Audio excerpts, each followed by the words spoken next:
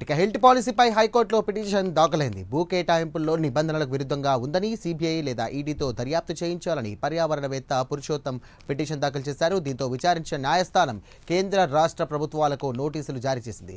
Counter దాఖలు చేయాలని ఆదేశించింది. తదుపరి విచారణ ఈ నెల 29కి వాయిదా వేసింది.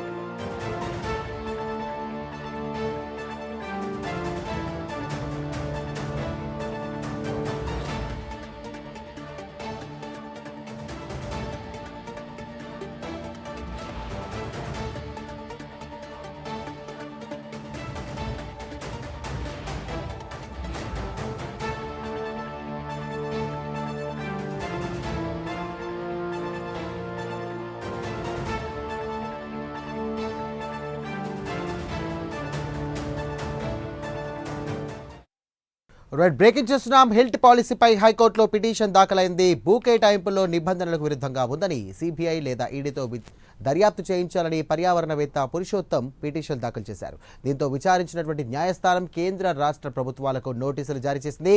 కౌంటర్ దాఖలు చేయాలని ఆదేశించింది. తదుపరి విచారణను ఈ నెల 29కు విచారణ వాయిదా వేసింది.